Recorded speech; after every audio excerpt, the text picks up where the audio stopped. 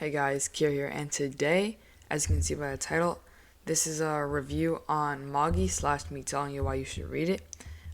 It's pretty self-explanatory. I'm just gonna go through every category, so art, the soundtrack, animation, characters, story, everything, and I'll tell you what I think about them, whether they're really good, whether they're bad. So my favorite characters, my favorite arcs, my favorite soundtrack, basically my favorites of each category. Oh, and character designs as well. I think you should read it depending on your preferences. So basically, what you look for in a story kind of thing. Your preferences, because they're different for each person. And that's basically how this is going to work. And let's get on with the first one. So the first one I want to talk about is story. I think Magi's story and setting is actually very good and unique, especially when it comes to your typical weekly shonen.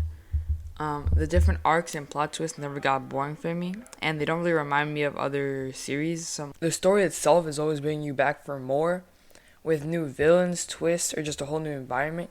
I really like the pacing of the arcs. They never really felt boring or dragged out or too rushed, for the most part at least. There were some arcs that felt like near the end that were rushed or they were a bit slow in the start, but I mostly found that fine. It didn't really ruin my enjoyment. The world building is undeniably one of the best I've ever seen, second only to One Piece, but even then you can make the case that Magi is better, because when Magi does world building, it does it really well.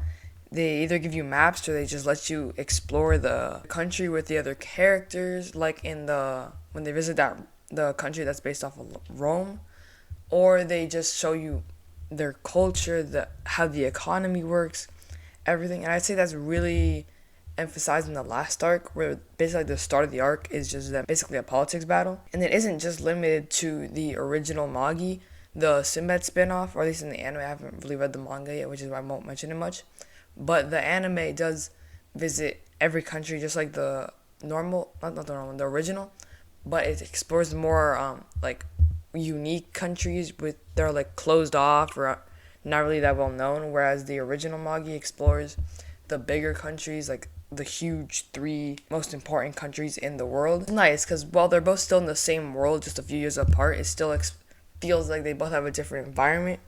The Sinbad one feels even more out of this world than the original, but if you like more normalized yet still well done world building, you'd probably like the original Magi, quote unquote, more, as the countries it explores and their geography is all more realistic. Like one's based off of Rome, one's based off of, I think, China, and it just continues off of that kind of basis. But the Sinbad spinoff goes like some otherworldly places that are like pure ice, or they just, for example, there's this one country that the gender roles are reversed and there's like flying birds everywhere.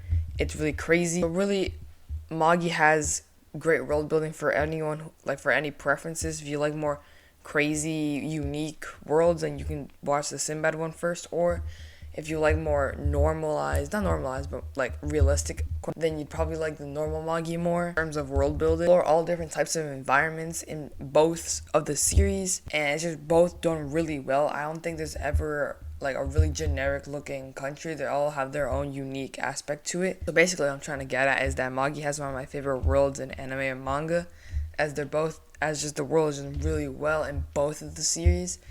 And of the series I've read so far, the only one that can compete is One Piece. I've heard Made in Abyss has even better world building than One Piece, but I haven't read it. But I don't want to get too much more into it because I want to not have this as a 30-minute long video. So I want to get on to my next point, which is the power system. And the power system in Magi is really well done. It has a similar aspect to Net in the way that different people have different affinities, or they're more specialized in one thing by birth, but they can still go into other ones, just not as good as someone else was born with. There's a whole table, similar to how in Hunter x Hunter there's a table that says if you have good luck with this, then you also can work really well with the one across from it, the ones to the side of it too. That isn't what I really love about the power system, is everything from the dungeons to the djinns to the rook and the lore about them all. I just really found it really fascinating and creative. I don't think any series can do it like Magi does in terms of the quality of the power system and how creative it is. JoJo's is a unique, is up there also, but I definitely prefer the Magi one, as I like to think there's more depth to it, because instead of just you have this power, it's you can get this power and there's this or that way to do it. And then there's the lore of the Rook, which gets its whole arc by to itself. The dungeons too. I can't think of a series that has a power system that's explored as well as Magi does with Magi and all of that. Magi's themes are also pretty nice. They handle the theme of fate and freedom really well. I definitely think there are some series that handle freedom better than Magi, like Attack on Titan or One Piece. But when it comes to fate, I think it's really difficult to find a series that does it better than Magi. I'd say it's the best series to do the theme of fate, though. I definitely think there are better series in that aspect. But I'm just trying to make the point that it's up there for one of the better series to do that theme. But aside from that, I don't really have anything more I want to mention when it comes to the story. But more than anything, I want to talk about the cast and the characters, since that's also a really good thing that Magi does. And when it comes to the cast, Magi also has a really great cast. It's hard to find any characters that I dislike or that I find weak. There are some, I will admit. Some characters feel like they don't really serve a purpose, or if they do serve a purpose, they're not really well explored. Like, at least in Magi, not the spin-off, there's a lot of the generals under Sinbad are rarely explored. You rarely see them. Except near the end, you see one of them a bit, but not that much. They definitely could have explored them more, but I'd assume they do that in the Sinbad spin-off. The two protagonists, Aladdin and Sinbad, are both great. I think they serve their purpose really well. And they're still really likable characters. I can definitely see why someone would like them, though. Alibaba's shyness in the beginning can be annoying for some, or just Aladdin's kind of mentality some might find annoying. I personally don't. I personally find both of the characters really well done, but that's just for some. And at least for the anime, Sinbad in the spin-off is also a really good protagonist. Antagonists in Magi are also really cool and captivating. I've seen some people complain about how a lot of them go from like good to bad to good, or they go from bad to good. I personally don't really care because it's done in a good way. It's not like they talk it out. They have valid purposes for being evil, and then they have valid purposes for being good again. But I can see why someone wouldn't like that. I still find them all really great antagonists. The wizard from Magnostat, I forgot what his name was, and Judar are both amazing. David was a pretty good antagonist in the end. Probably has my favorite design in the series, or Judar. They both have really designs.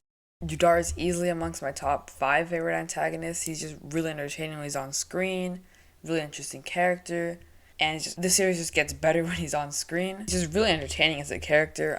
He basically starts the best arc in the series.